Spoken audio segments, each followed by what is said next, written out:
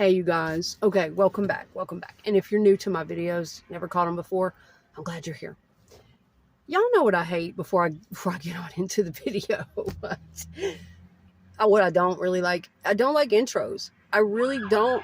And honestly, I've had my channel. I started it in late 2020. I've had my channel almost 4 years.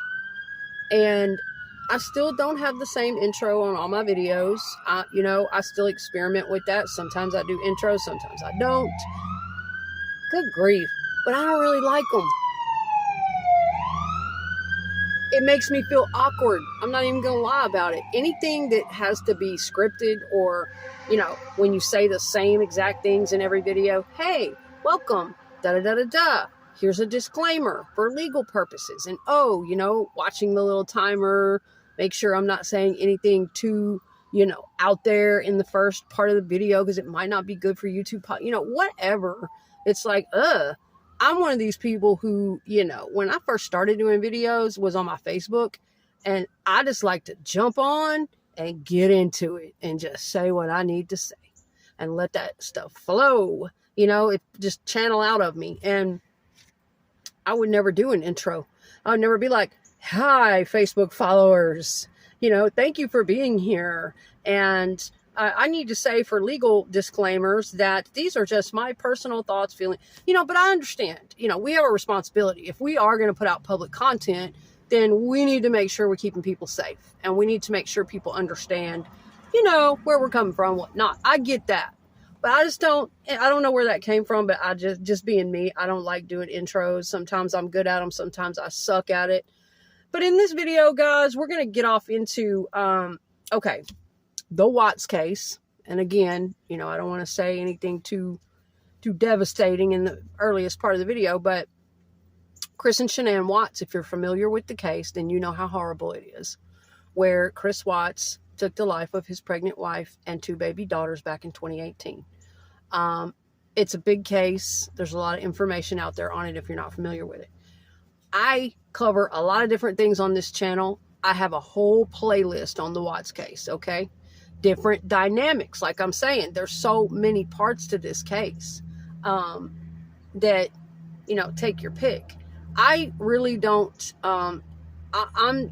me personally, I'm not into who did what, trying to pull all that stuff up from that night and figure out, was Nichol there? Was she not? Who did this? Who did that and the other? Chris is guilty in my eyes. He did it. And, I do want to respect the family as much as possible. I'm not out to cause any disrespect or any dishonor to the victims or the family, ever, ever. And here's my disclaimer. Of course, my videos are just for educational purposes, spreading awareness, and they are my own personal thoughts, feelings, and experiences to share, my 2 cents to put in. But you get what I'm saying.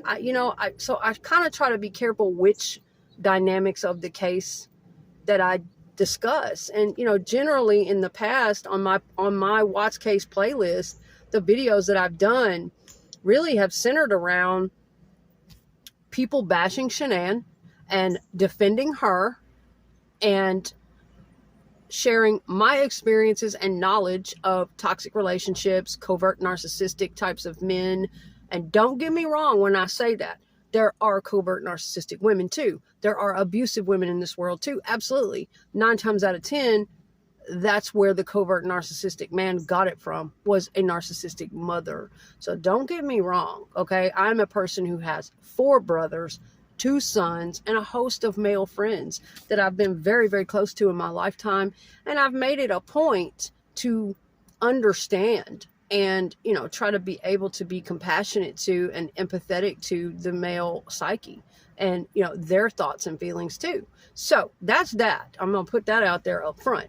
But, the dynamics I usually talk about within the Watts case, it's either defending Shanann and, sharing experience on, what insight I have into relationships like that, or discussing the relational dynamics between she and Chris and what goes on in a covert narcissistic relationship.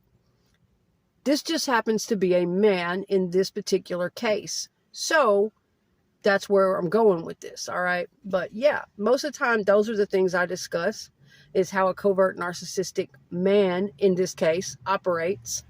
Those types of family dynamics, how they, run in families and all these types of things.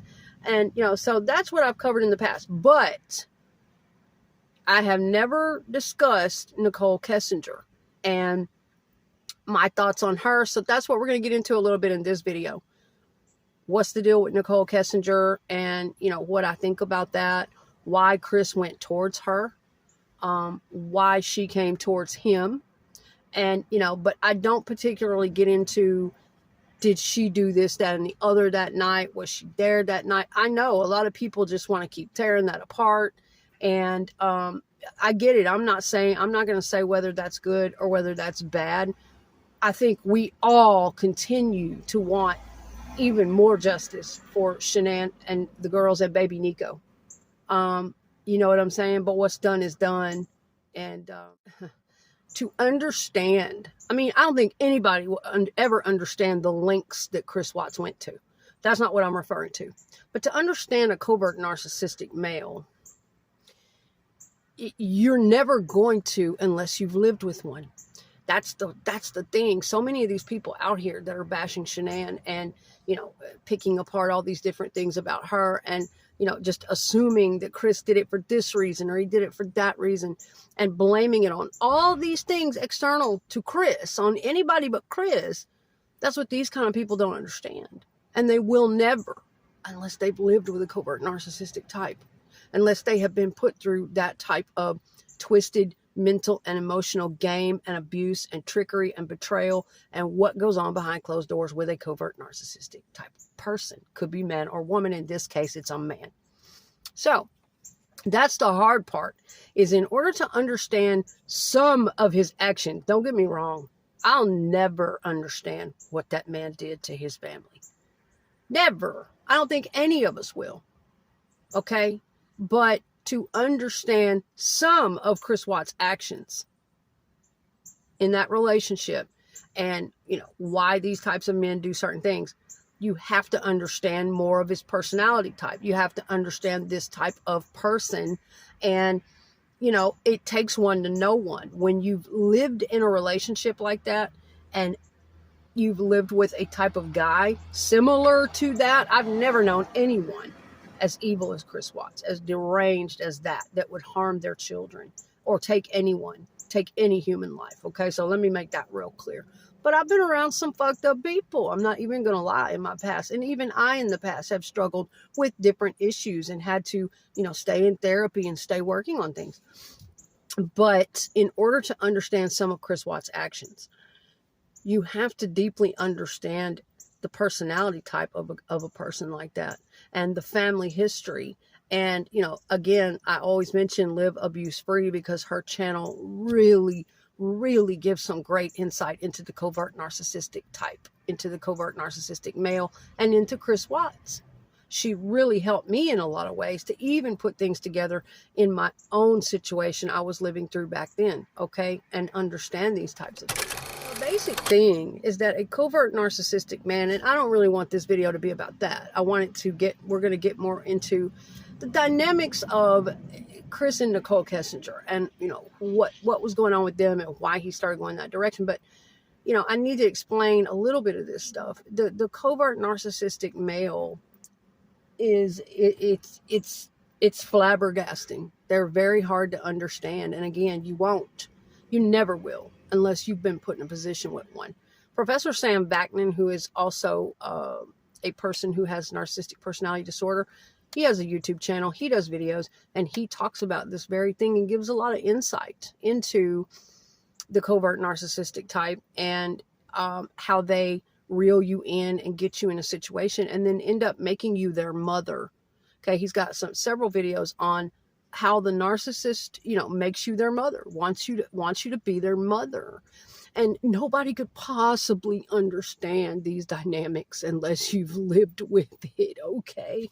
Because these men go to great lengths to keep it hidden from the public, to keep it hidden from their family, their friends, their homeboys. You think that's the thing I need to make clear, is that most often the romantic partner or the wife is going to be the main one who really, really knows all the deeper aspects of that guy. Okay.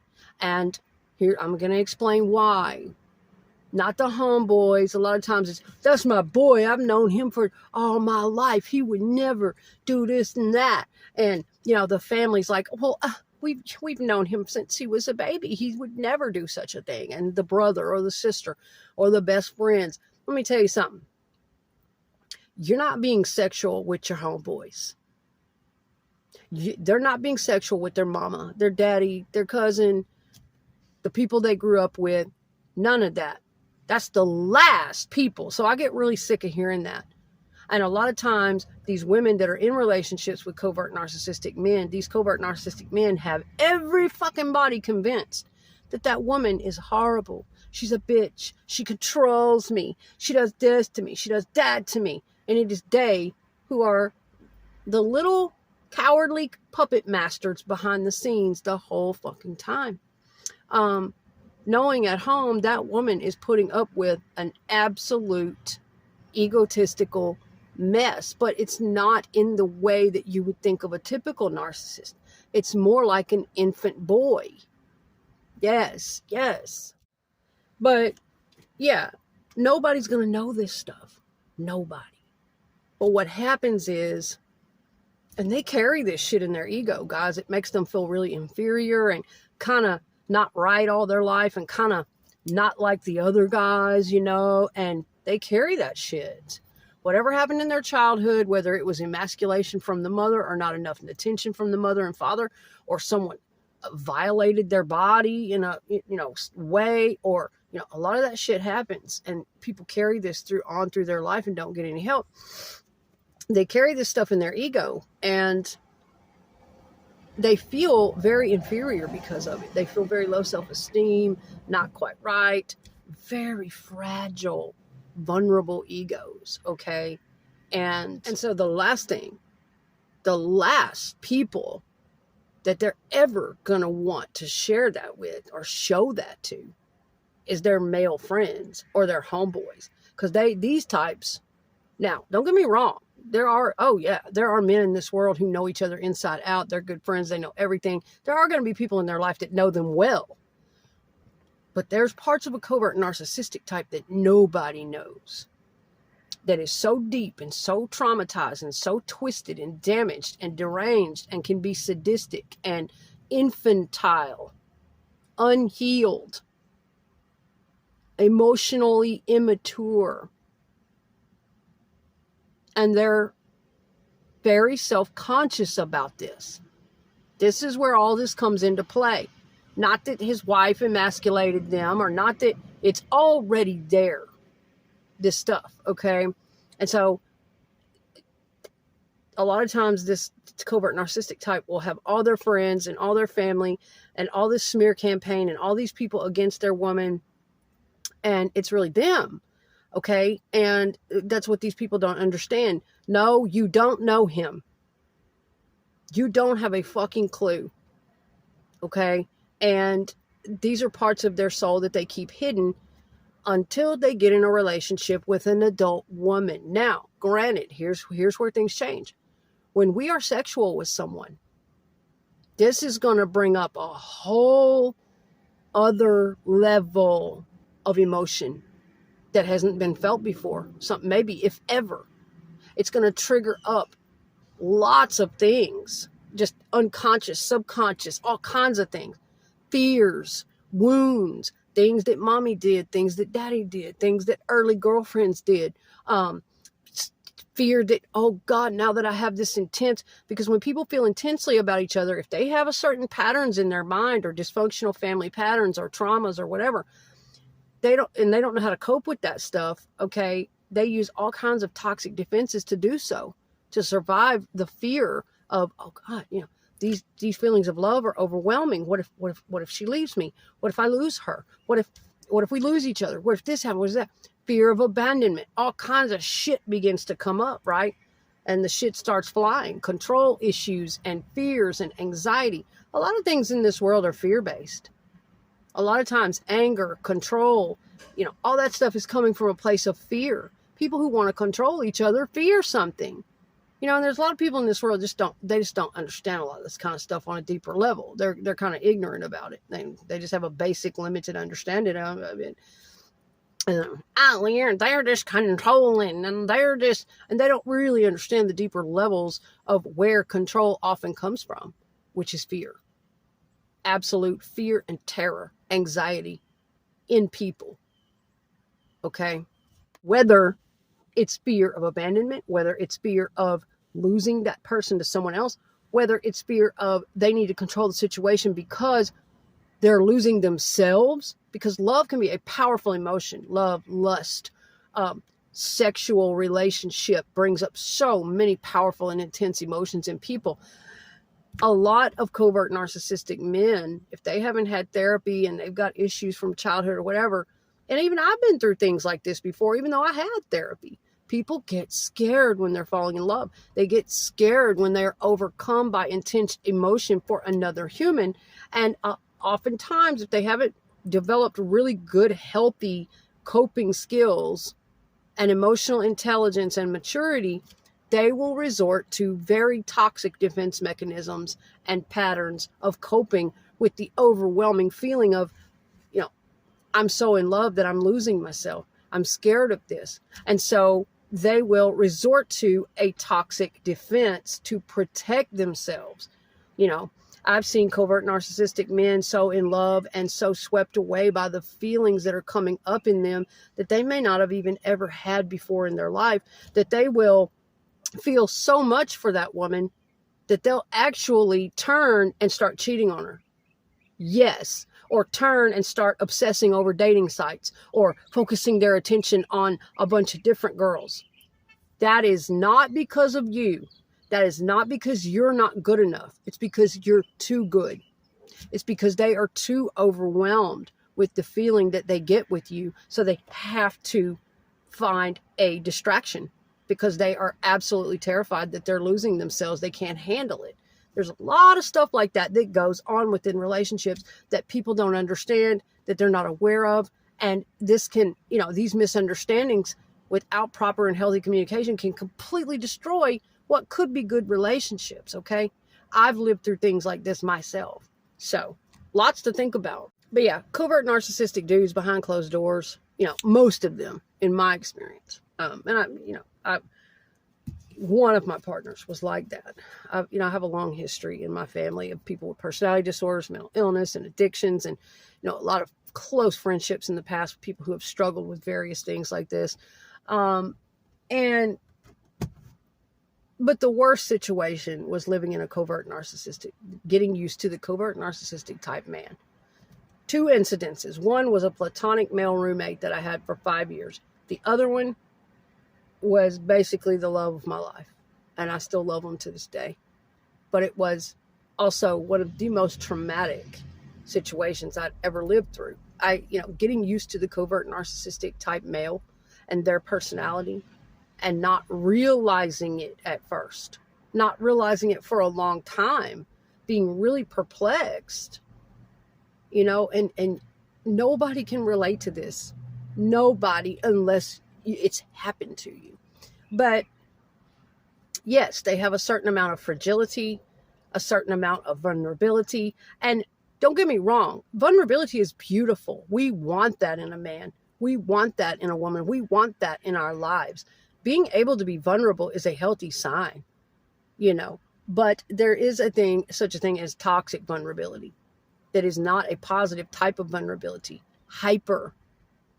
Okay. It's too much, to where they become triggered and completely and overly emotional about things that aren't even happening to them, things you aren't even doing. Okay. So there is a toxic level to certain types of vulnerability that's not good. Okay. But, we want to be healthy and open and vulnerable. Being able to be vulnerable is powerful. It's strong. It's courageous. Being open to love and share and connect in that way. It takes courage. It takes, having some type of healthy emotional intelligence. But I am not referring to the healthy type of vulnerability in cases of covert narcissistic men. They are, certain parts of them are loving and vulnerable. In my case, it was, he had a loving heart and certain parts of it. But for the most part, his vulnerability became to the toxic degree. And it was constantly being triggered and assuming things that weren't really happening. And I feel that this comes from child abuse. Definitely. This comes from something in the past. Constantly assuming that people don't love and care for him, constantly assuming, that whole get people before they get you. And yes, a lot of times a covert narcissistic type man who is, overwhelmed with a beautiful woman, a loving woman, a successful woman, a woman who has come into his life who truly and genuinely loves him, when he's overcome with emotion like that, there's a part of this type of man that is not grown, that is still on the level of a 12-year-old boy when trying to handle a relationship with an adult woman. There are also parts of them that can regress back to toddler years. And you don't know this until time goes on behind closed doors and you have to confront different life situations together. This is not something you will know in the beginning. And it really blows your mind when you find out that this is what you're dealing with. That this person, a lot of the time, has the reasoning and emotional intelligence of a fucking toddler, of a young boy, still on the playground, not completely developed. Okay, it is the worst betrayal. I call it a bait and switch, because they are so convincing in the beginning. Okay, and they are so supportive of who you are. They make you feel like they really care about you and your goals, and they accept you, and there's nothing about you that bothers them. Whereas most of us are just honest up front. I don't like this, and this. I don't prefer this. This is not going to work for me. This is who I am. That's the honest, open, authentic way to be. Not leading somebody to believe you're something you're not. But a covert narcissist will be just the opposite. They will not open up about their flaws, their weaknesses, their personal preferences. They will hide all of that and try to be a chameleon and be whatever they think you want to hear. Whatever will get them in the fucking door with you. And I mean, they will insist on it. They will swear by it. They will stop at nothing until you are convinced, which is exactly what happened to Shanann Watts. She almost didn't accept his Facebook request. But that's exactly what happened to her. And he honed in on her at a time where she was fragile and weak and sickly and going through some things. And, a covert narcissistic male, they're very twisted. They will also hold it against you. Anything that you did out of a healthy and mature, emotionally intelligent mind in the beginning or at any time in the relationship that you did because that's what healthy people do. They set boundaries. Sometimes they cancel dates when they're not feeling well. They don't just go gushing into something like some novice, inexperienced puppy, which is kind of how I feel like Chris Watts was in the beginning. Well, later on, he held resentments against her because she canceled dates in the beginning. She wasn't moving as quickly as him about the relationship. The woman was sick. She was going through changes in her life. She really wasn't wanting to be dating at the time. But a covert narcissist will hold that fucking secret grudge against you forever.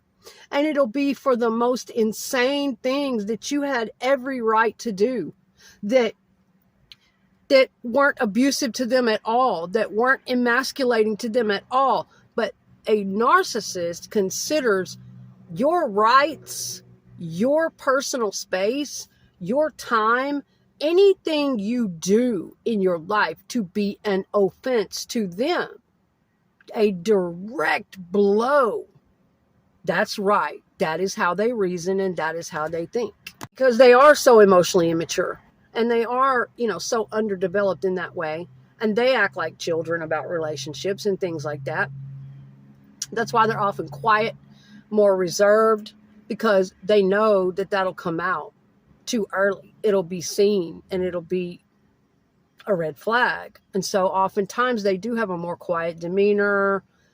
They'll be really passive and let you just do anything. Like that whole shit of Chris letting Shanann lay on his lap for 4 hours and holding his pee. That's a fucking red flag. That's not sweet. It's not cute. It's not endearing. Get the fuck up and pee, dude. Okay? That is a bad sign. It's a sign of a person who, and a lot of us don't know this up front. We don't know all this stuff till years later, till we've had to go through some shitty experiences and betrayals. But those types of things are warning signs, believe it or not. When someone is willing to just literally be a fucking lifeless doormat for you, you really want to be scared. You really want to kind of look at them like, okay, this is not because it's so nice and it's so kind and there is something going on with this dude.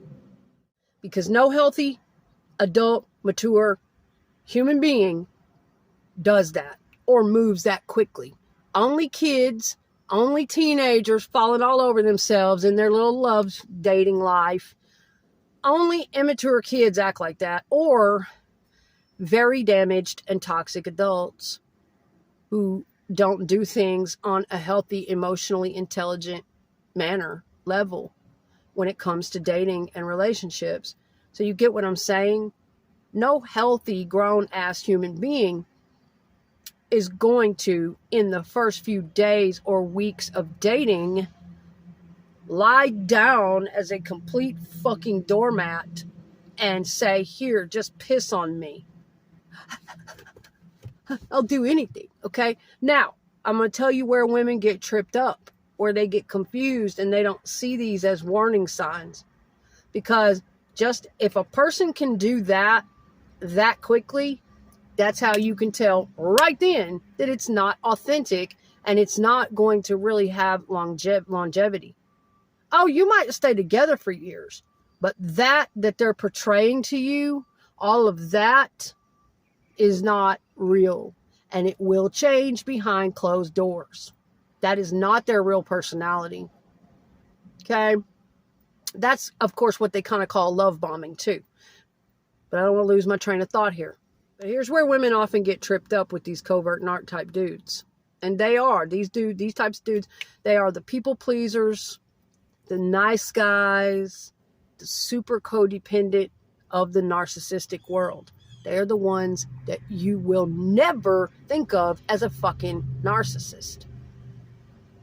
Never in a million years. They are those. That's who they are. And they are the worst ones. The most sadistic, the most cruel. They hide it. And they hide it well a lot of the time. But here's where women get tripped up. They don't see a lot of these things as warning signs that, oh, if somebody acts like that, some overzealous child in the first few days, you're my soulmate. And I've been there and done it. I've done it myself in my younger years. I get it. But I stayed in therapy too because I knew it wasn't right. I knew there was a lot of shit from my childhood and dysfunction and traumatic family that wasn't right. Had to learn and grow. Had a lot of hard knocks. We don't see these as warning signs, okay, a lot of the time. We see it as, oh, he's so sweet and he's so kind and he's so, willing to serve me and he's just so wonderful and he, did this for me and he did that and just really went on, If a person acts like that, now I'm not saying you need to be some hard ass either in the first few days and weeks of dating, no. But anyone who you can tell they are really overcompensating. Really got some desperation there. A lot of the time, that is a fucking red flag. That is not going to hold up through the relationship. They have a completely different personality under there. A lot of things. That is why it's always best. And any grown, healthy-minded, emotionally intelligent adult knows this. That is why they take their time when dating, as Shanann was trying to do. That's why they say, whoa, back up a little bit. Yeah, maybe we'll go out next weekend. We'll catch up then. They really try to take it slow and not get overzealous, even if they're genuinely and deeply interested in you. Because I've been through that. I was genuinely head over heels for my guy. But I was also emotionally intelligent and mature, and I wanted to take things very, very slowly. And I didn't want to act like some overzealous puppy. Now, don't get me wrong. I'm not one of those people that's like, I can't show emotion. I'm hard. I don't even like you. Fuck that. I can't stand that kind of shit. No, I'm very open, very vulnerable, very authentic, and very honest. And I love people like that. I'm very attracted to a man who can be very open and vulnerable and, on the level with me. I'm really feeling you. No, it's nothing like that. But at the same time, you're not just going to be a fucking overzealous, dripping wet puppy, novice little playground school child. We're soulmates, and just, okay. So, but a lot of times, y'all, women get tripped up and they don't see these as warning signs, as overcompensations. They miss that. And here's what happens. We will see that as endearing. We will see it as, give the guy a chance. Don't be too hard on him. He's sweet and fragile, and, he might have, some women do pick up on a little, he might have some issue in there, but don't be too hard on him. He's vulnerable and trying to be sweet, and, give the guy a chance. Give him a chance. Don't come down too hard on him. This is where you fuck up. Not catching, not understanding these to be red flags to be watched very carefully, and to slow you down and make you pay attention and take it even slower. Okay? And that is often what goes on in the mind of a woman. I've done it, and I know that's what happened to Shanann.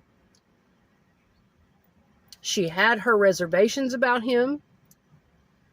She had times where she was hesitant and breaking dates and, almost didn't even friend request him. That's those instincts, ladies. That's that intuition, that first intuition that we often ignore. And hindsight, man.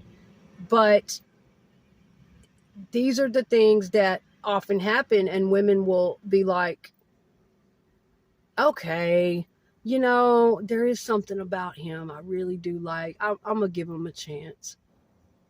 And they will override that initial feeling in their body to pull back. Something about it was trying to pull them back. And they'll override it. They'll ignore it. And they'll go, oh, give him a chance. He's a good dude. He's just a little awkward. He's just a little fumbly. He's just a little vulnerable. He's not pacing himself. He's kind of like a little puppy. Yeah, but it's okay. Don't hurt him. If you, it's that. It's like, okay, if you really feel something, and you do, all right, give him a chance. Don't be too mean, we do that. We do that. And sometimes that's spot on. That's what that man deserves. There are a lot of good men who deserve a woman to give them a chance, who deserve a good woman in their life and a good relationship, and to be heard and valued and loved and seen and not taken advantage of and not scoffed at for their vulnerability. I can't stand women who do that to men. Love these men. Lift them up. Take care of them. Appreciate them for being vulnerable, fucking, and emotional. There's a lot of women who abuse that, who scoff at it. I don't like a vulnerable man. I don't. Anyway, I'll get into those toxic later. But, so you kind of get where I'm going here. And then I'm going to get on into Nichol. I know I've been going on for a minute here, but this is what wanted to come out. This is the message that wanted to come out. These are the dynamics I wanted to give you guys some context.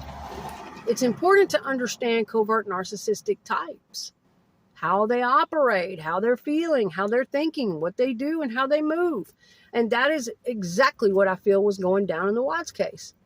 So that is what a woman does. Will override that intuition, and that's what she did. And then, once you let them in all the way, it's a bait and switch. And the shock that you go into behind closed doors. I need to do a specific video, it would take that much time, about the day it really dawns on you who they really are and what you've actually been living with.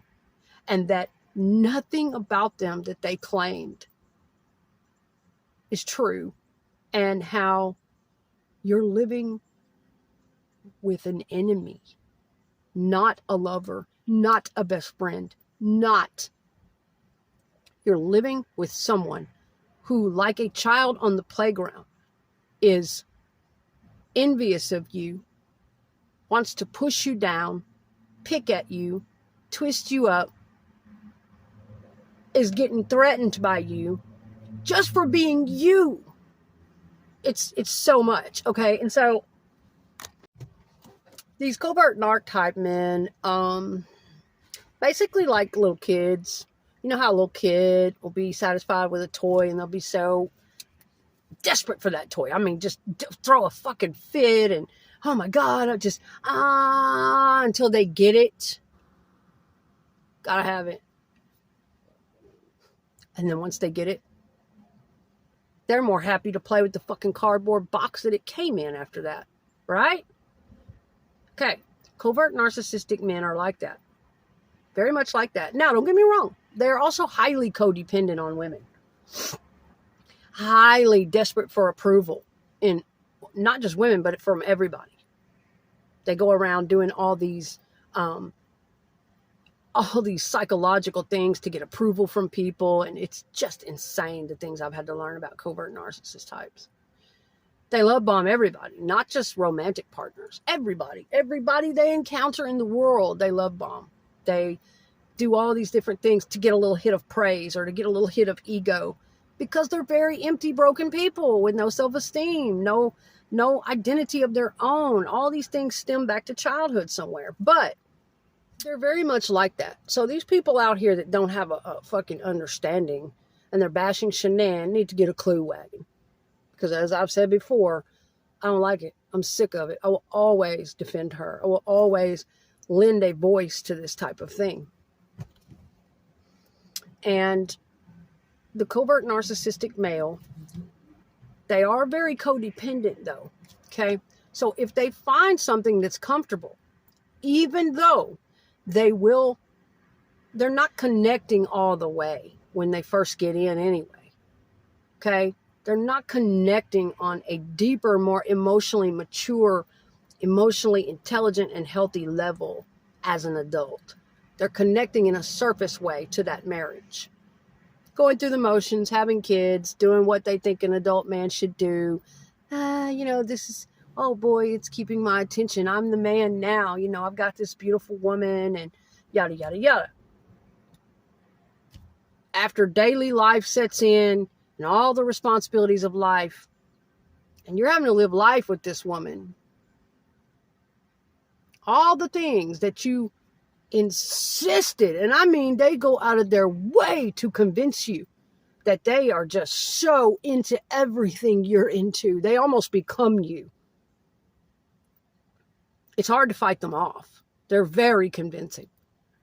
That, oh, they just love that cause. And oh, I love women with OCD. And oh, God, I just love women who have bad PMS. And oh, I'm just so strong with women like that. And oh, they will go so far out of their fucking way to convince you that they truly care about the things you value and you go through and your goals in life. Damn it. That's why it is such a fucking betrayal and a shock when you find out in the middle of your relationship with them that none of that is true. And that in fact it is the exact opposite.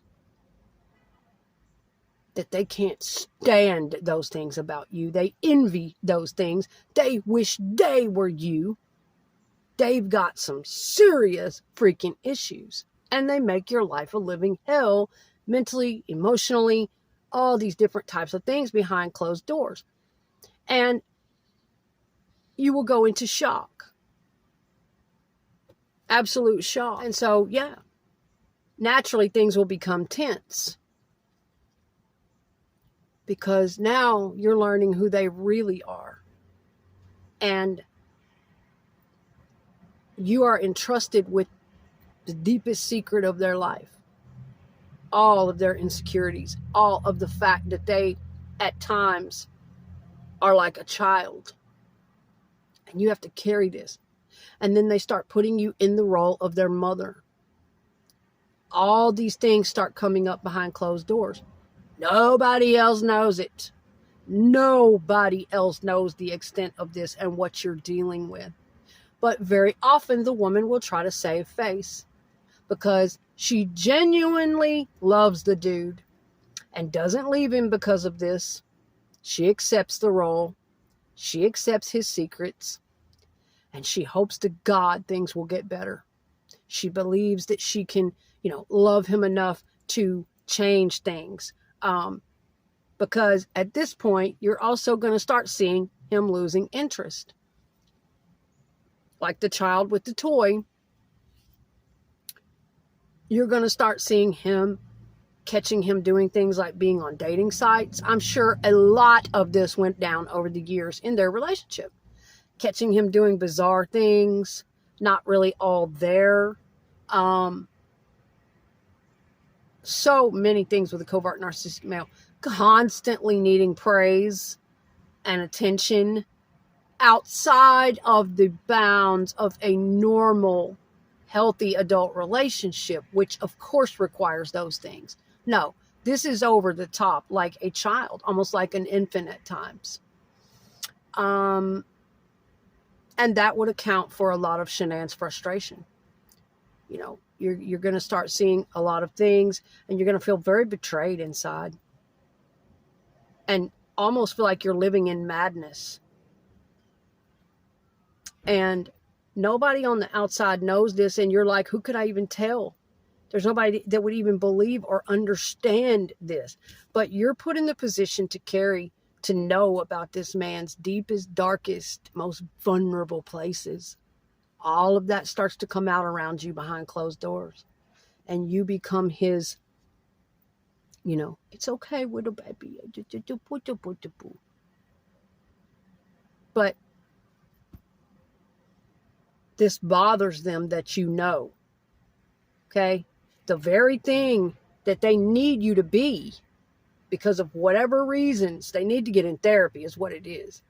People like this need to be in fucking therapy, especially focused on childhood traumas and patterns and fuckery, whatever, with the mother, the father wounds, all that stuff. But it bothers them. The very position that they want to put you in as this parent dynamic is exactly the same thing they're going to fucking hate you and resent you for. I went through this exact same thing. And you're going to be punished either way, whether you accept the role or you don't. And by this point, you're so deeply in love and so emotionally invested. You've been with them quite some time and you don't want to leave. It's unbelievable. And so you go forward and you try to save face And you try to do the absolute best you can to love this person, to have a great life with them, to speak highly of them out to the public, just as Shanann was doing, because their ego behind closed doors is a monster. But not in the way that you would often think of a narcissist. It's like a needy infant that never gets enough, and it's very exhausting. It's very draining. I can't even get into all the detail of the shit they put you through. It's very tormented. And so I feel definitely that would account for why people saw Shanann interacting with Chris in that type of way that they often judge as condescending, emasculating. She's a bitch. She controlled him. She this, that, and the other. Takes one to know one. We women who have been in relationships with covert narcissistic men understand the role they put you in. Behind closed doors, we are their mothers. There is an interaction, and we didn't want it to be that way. We don't like it. We don't choose it. It's not because we're just stepping up with bossy pants and I want to be your mother. I can't tell you the times I went through this with my partner. This is unhealthy, babe. We've got to do something about this. But his alcoholism, and it was just no way, there was no way it was going to change. I don't want to be in this role. You're just going to keep hating me and rebelling against me for the role that you're forcing me into. You know, that you can't, these dynamics have to change. I'm your partner. We are two grown adults here, but we've got everything from two wounded inner children coming out. We've got the adult parts. We've got a zillion different multidimensional parts coming out in our relationship, different roles and levels, and we were identifying the parts that were not healthy, of course. But I don't know if the Watts were. I don't know if they were identifying the parts of their relationship that wasn't healthy. I think Shanann was genuinely trying to. I really do. I think Shanann was on a path of self-actualization. She wanted to keep learning and growing. She knew she fucking made mistakes like any woman. She knew she wasn't fucking perfect. But I believe she genuinely wanted to keep learning and growing and investing in her husband and her marriage and their love and their family. I do. Absolutely. Just by the way she spoke on camera, the demeanor, the way she spoke about things and her own insecurities, and, you know, the way she tried to uplift Chris and speak of him. That tells me a lot, you know, about what was going on behind closed doors too. But I believe she genuinely felt that way about him, that he was the best thing. And, you know, that whole bait and switch shit, and it's not fucking fair. It is not fair, and I will always be a voice to those who have been through it. It is not fair. Yes, we women have issues. We all do. We all have moods. We all have days. We all have times where we're going to be bitchy to our partner, whatever, what have you. But when you're in a relationship with a covert narcissistic man, the dynamics are twisted up. It is a lot more like parent and child, mother and son, than it is husband and wife. It's fucked up. And you would have to have lived through it to understand it. So it isn't that the woman wants to be this or wants to do this to him. It is that is the only fucking way to be if she's going to stay with him. She has to accept this role. She has to accept where he is emotionally and, you know, in his emotional maturity. And as time goes on, this becomes fucking frustrating. You feel trapped, but you don't want to leave because you love him. You want this to change and grow. And you're trying to work, and you're trying to take care of kids, and all this shit is going on, and you're trying to have a great life. And I saw Shanann spinning her wheels just like I did. If I'm the best cook, if I keep the most beautiful house, if I'm perfect, if I dress beautifully, if I, if we go on the best trips, if, all of these things. I saw her spinning her wheels just like I did, because you don't really understand. But at home, the covert narcissistic man is invalidating you. Your energy senses that he's very unreachable, very detached, and into other things, off on the dating sites, off on the sex sites, off on, you catch them, even if they're not physically at that point going out and cheating, or physically at that point, focused or involved in anything else. They constantly keep you anxious and in fear and feeling invalidated and striving to get that love and, acceptance from them that you're giving to them. You're giving full acceptance, and it's such a betrayal because you were tricked. You didn't know that they were a little boy. You didn't know that they had this emotional immaturity, and you accepted them for it. And you continued loving them, and you continued staying after the ultimate betrayal. But they, the whole time you're involved with them, they do not give you the same acceptance, the same unconditional acceptance and love. They always keep you feeling like you could never do enough to reach them, to get the same who you thought they were in the beginning. They keep you spinning your wheels constantly, because what does an infant do? What does a toddler do?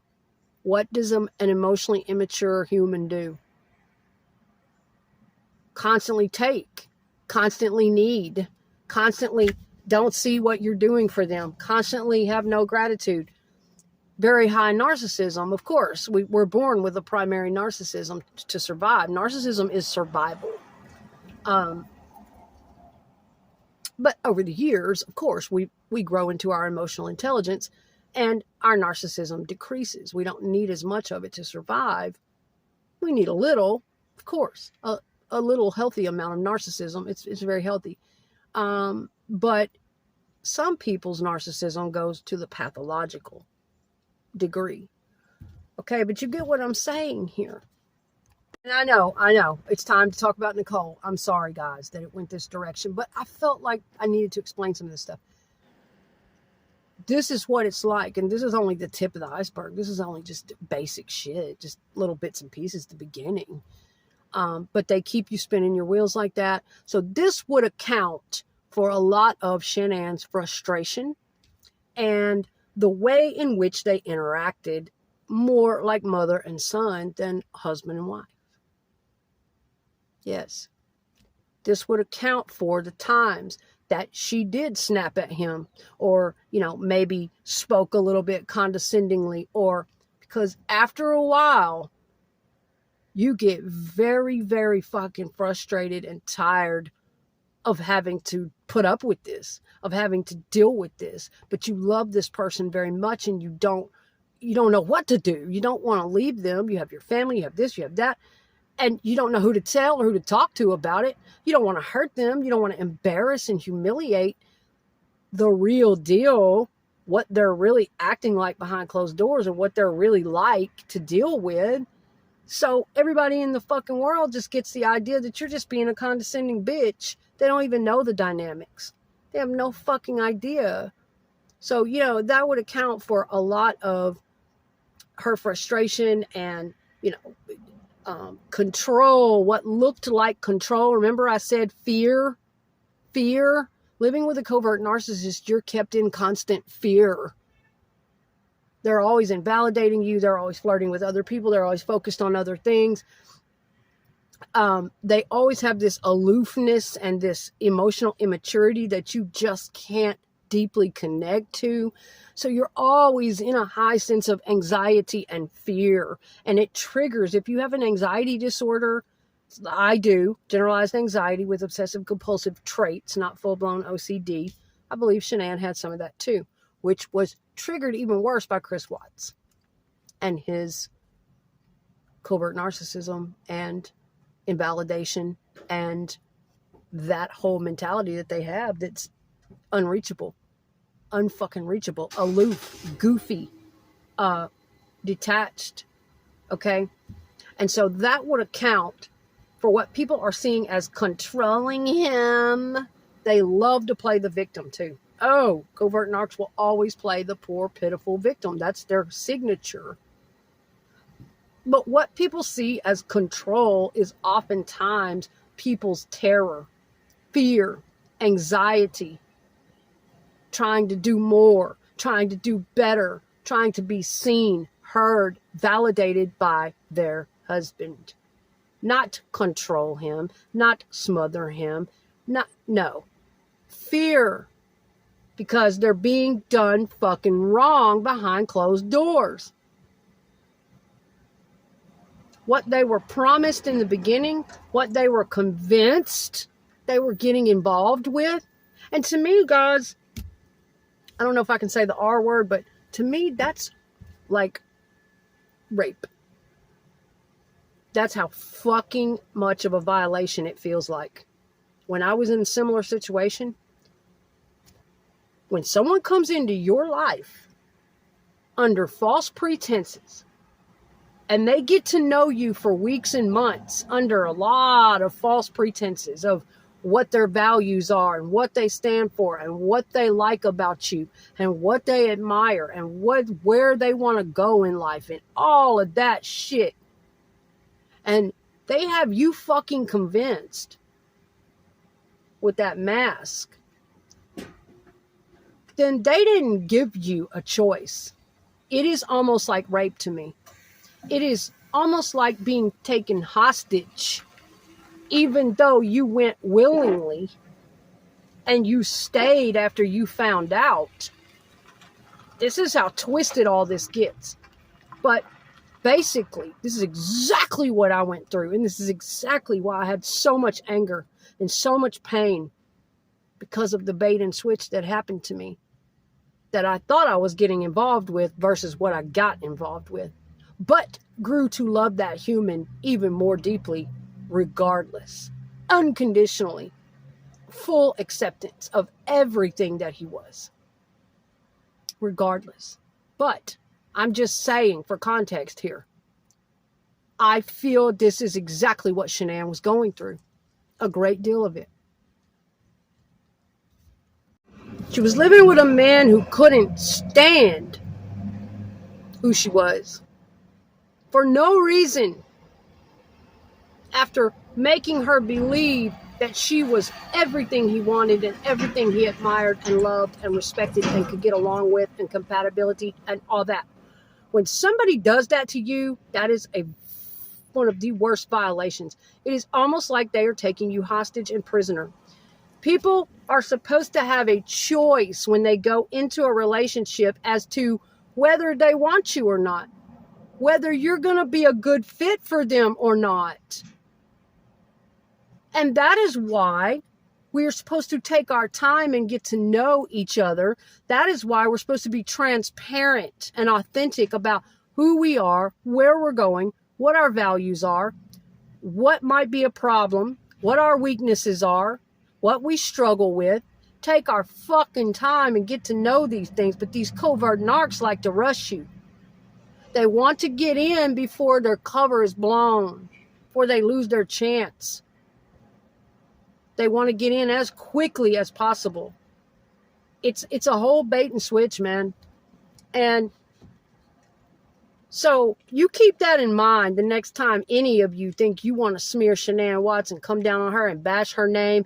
And the things they pick out to talk about this case anyway, it's the stupidest fucking shit. I'm just like, are y'all serious? Some of these channels and some of these people.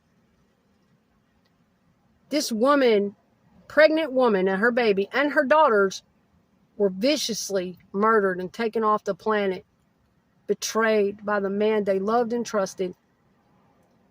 And all these dynamics going on, and all the fuck you people can talk about is how much money she spent, and picking out every little thing about the way she mothered the girls and how she spoke to Chris, and that's all the fuck y'all can talk about? That's all?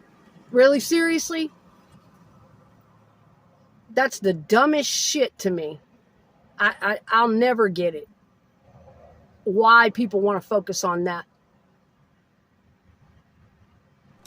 Why they would want to focus on the absolute most ridiculous parts of this case, turn it into some circus, and focus on the absolute worst things they can think of. Why in the hell people would want to do that to this woman who was so betrayed? This woman and her daughters, who was such a source of light when she was here, and inspiration and high frequency, love for life, love for her husband, love for her children, love for her job, wanted to do a little bit of everything. I think you're all a bunch of fucking haters. Sitting up on your little high horses, Shanann this, and oh, she that, and oh, those stupid vision boards this, and stupid MLM that, and oh, the way she gave those children their allergy meds, and she put them to bed at this time, and oh, the way she emasculated Chris, and you're all a bunch of fucking haters, if you ask me. Ridiculous. Fucking ridiculous. And you just want to make money off of smearing and bashing this woman that you really don't have a fucking clue. You don't have a fucking clue about. Therefore, while doing this, while putting that energy out there like that, basically implying that it was her fault that she and the girls were murdered. Basically implying, when you do that, when you talk of her in that manner, and you pull out and smear her name and disrespect her memory and all the ways her mothering and the way she was a wife and the job that she did and all these things, when you do that, you basically imply, when you put that energy out there, that this woman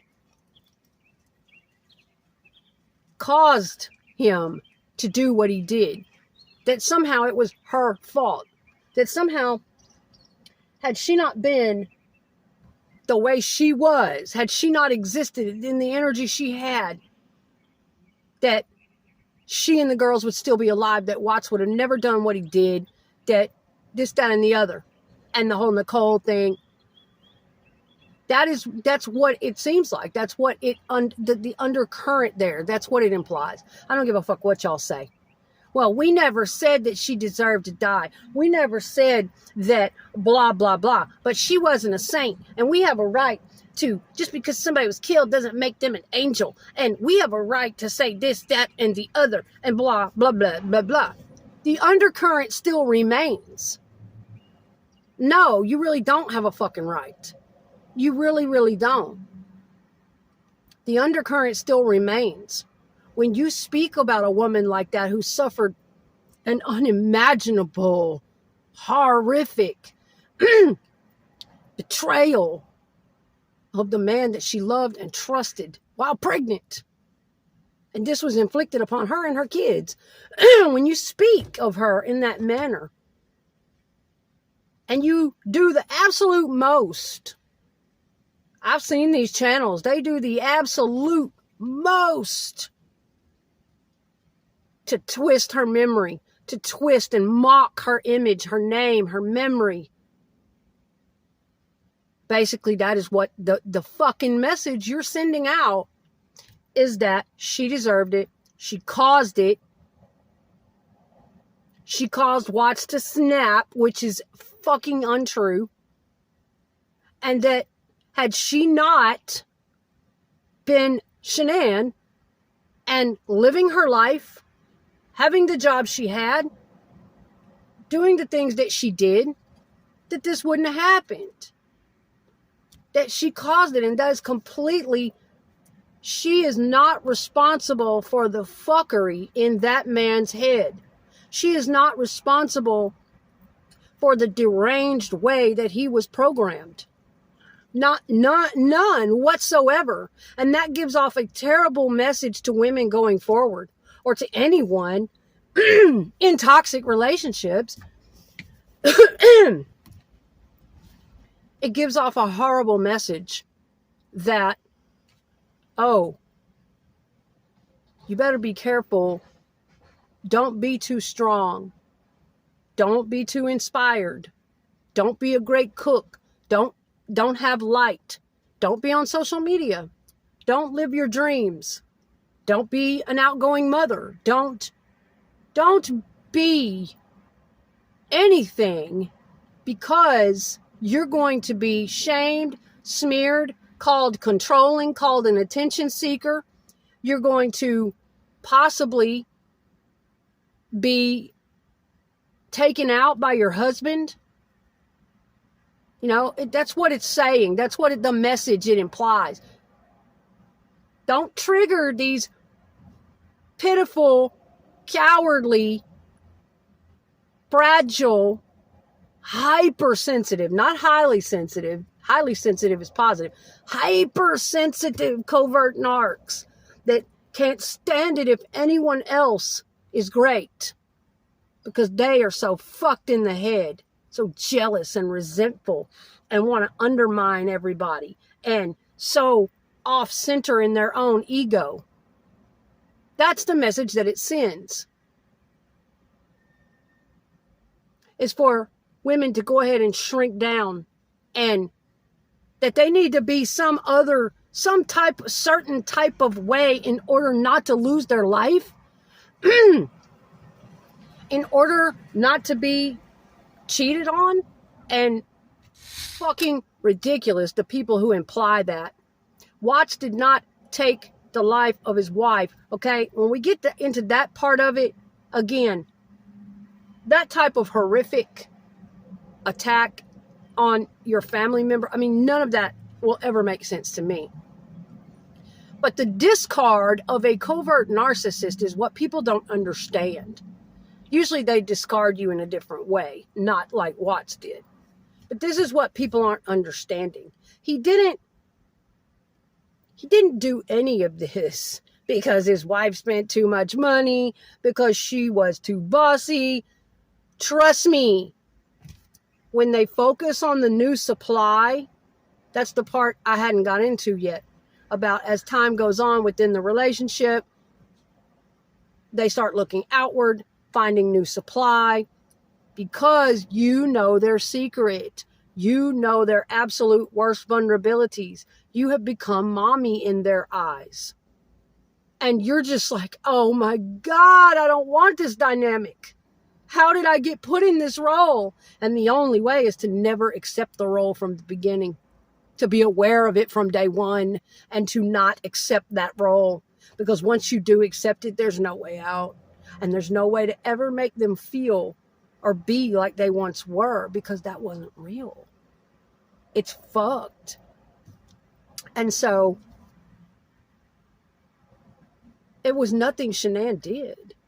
It's just that as time goes on, you can't possibly endure in a relationship like that, where you're in the mother role and they're in the child role, and all these weird dynamics are going on, because they begin resenting you for the very thing they pulled you into.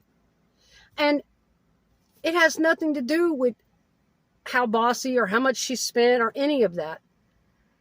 They begin resenting you and feeling the lines begin to blur, and they begin reacting to you and rebelling against you as like a mother figure.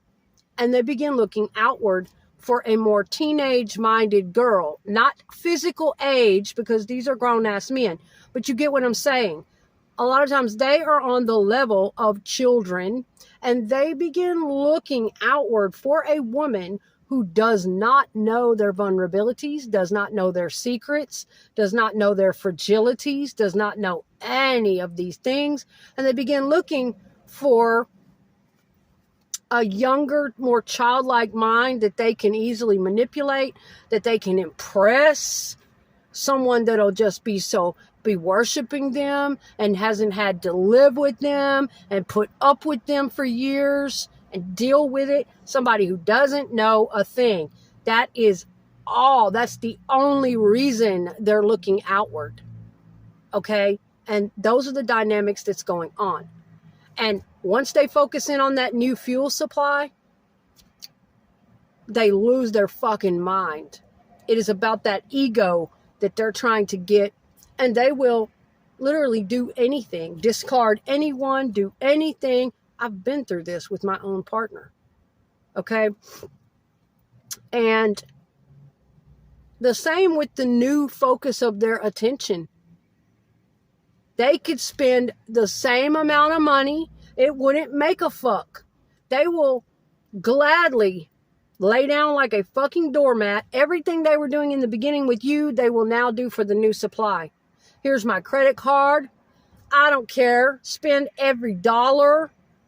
They're telling them all those things. Oh, I love giving women money. Oh, I want you to have it. Please take it. I want to do this for you. And they will resent you. Let me tell you something. If you catch on to their sick, twisted little childhood boy games, that every time they offer you money or every time they give you a gift, they're going to hold it over your head in some sick and twisted way and get an ego thump out of it. And when you stop accepting money from them and you're like, nah, I'm good. I've got it. I'm okay. They will fucking hate you. They will throw a fit. They will guilt trip you. They will insist that you take something from them so that they can hold it over you. You people have no idea what a covert narcissist is like. You people that bash Shanann Watts. So, she really thought. That's what I'm saying. And they will do the same for the new, like Nichol Kessinger, they will do the exact same for the new object of their attention, affection, the new obsession, the new in their mind that is, going to be so much better than what they have. They are fools, absolute fools, because it usually backfires every time. And they will do the exact same thing and insist, I want to give you this money. Let me do this for you. And honey, they will resent, just like he was, I told you it's getting hot in here. Just like he was resenting Shanann.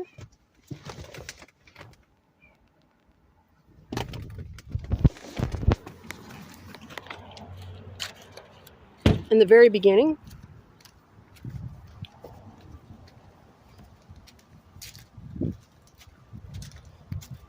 I told you how they resent people for making healthy decisions, for doing things that they have a right to do, just normal, adult, responsible choices and things like that. Your rights, your personal boundaries, your personal safety, your personal preferences, how they resent that kind of thing. Like little kids, they don't like being told no. They don't like people who have good, strong minds and good emotional intelligence and good emotional maturity and make good, healthy decisions for themselves. They don't like that. So, same thing with the new supply like Nichol Kessinger. If she didn't accept, same shit. A covert narcissistic type like Chris would be doing all the same things that was doing with Shanann. I'm this and I'm that, and I want to do this for you, and I want to do that for you, and all of those love bombing things, and same fucking thing would start over again. In the beginning, whatever Nichol does, this new obsession of his, whatever the new fuel supply does, whatever she does not accept from him, he's not going to say nothing to her in the very beginning. That's okay, honey. Just smile and just as passive aggressive as a fucking snake. But whatever she turns him down on, every time she declines a gift, money, a date, every time she makes a personal choice for her own health, her own safety, her own reasons, every single time it will be noted in his mind, in the mind of the covert narcissist. This sun came out and it got hot, y'all. I am so sorry. I'm trying to find a spot. I was sitting in my car. But it will be noted in the mind of the covert narcissist. You can bet your ass on that. They will never, that will be a grudge. They hold grudges out of this world. And that will be something that they will, all of those things, they will later on hold a grudge against you for. So it starts to all over again. So I'm just trying to give you guys some insight, okay? And I know I haven't gotten into Nichol yet and my thoughts on her, but I'm getting there. I'm just trying to give you guys some insight into this type of personality type, what they're like, what they operate like. For these people, they keep bashing Shanann and keep misunderstanding the whole situation. Same thing with her in the beginning. That's just how they are. That's just how they are. If it's insanity, and it just really comes from emotional immaturity. There's parts of their brain that's just not fully developed on an adult level, and that's really what you're dealing with. And you really don't understand that when you first get involved with them, and you may not understand it for quite some time. It can be maddening and perplexing, and to even figure it out. And yeah. So yes, they really like to force things on you. They're not altruistic. It is not coming from an altruistic place of just wanting to see you happy, to wanting to see you enjoying things, wanting to be good to you, whatever. No, it is coming. It's always transactional. It's always for the ego. It is always so that they can throw it up later or have some kind of, power over you in their ego, and so that they can also use it to play victim. That's a big one with them. So that they can call their mom later on and say, she spent all my money. She took my whole check. I just don't know what I'm going to do. She spends all my damn money. They do that shit.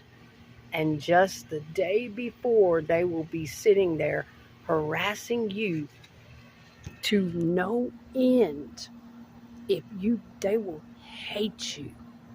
I mean, hate you if you didn't take their money. I can't tell you how many times my partner threw it up in my face and then punished me later on because I didn't take money from him.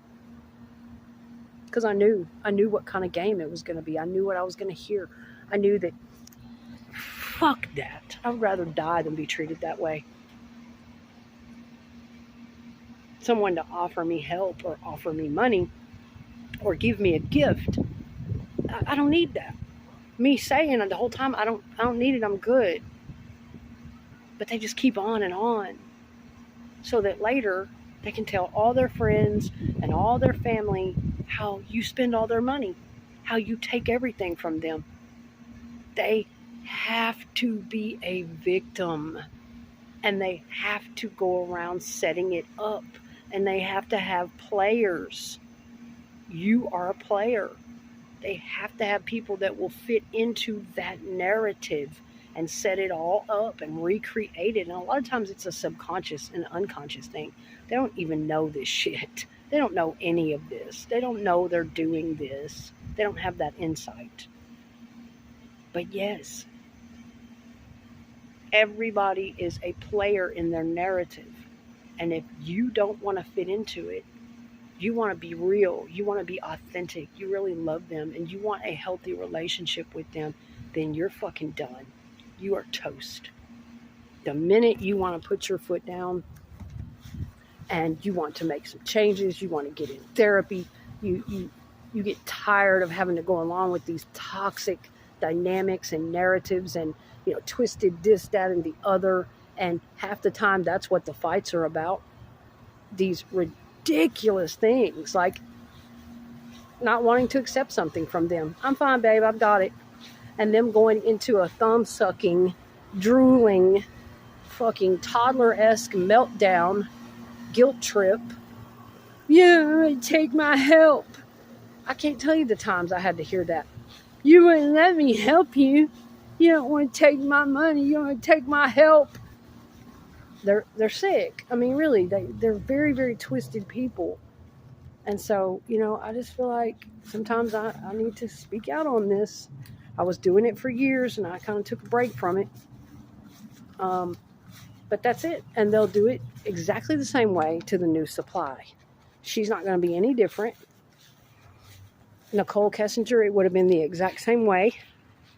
Chris did not move on with her because Shanann drove him crazy, because Shanann spent all his money, because of any other reason except Chris Watts' fucking ego. And he would have began doing the exact same things with Kessinger. That's how they are. Please take all my money. Please let me buy this for you.